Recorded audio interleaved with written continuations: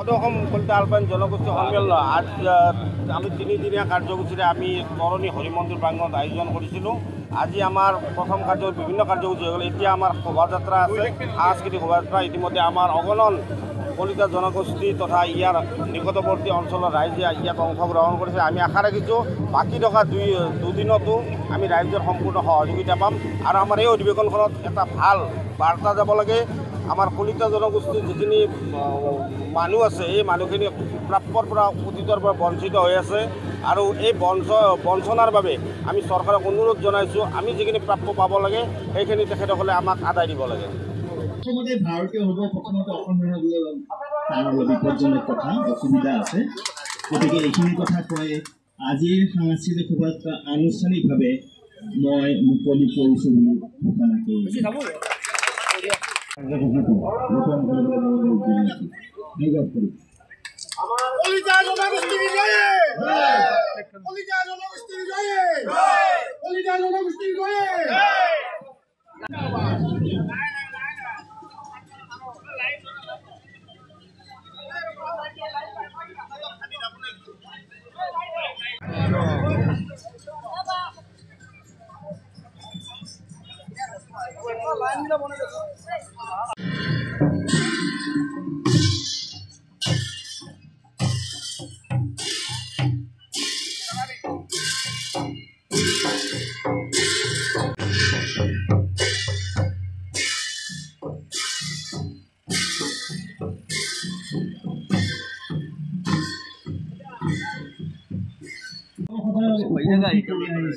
আমি পঢ়াত বৰ বেছি বেয়া নাছিলোঁ, ভালে আছিলোঁ, কিন্তু তথাপি ভাবিছিলোঁ যে আমাৰ কলিতা জনগোষ্ঠীক বৰ ভালভাৱে যত্ন লোৱা নহ'ল নেকি।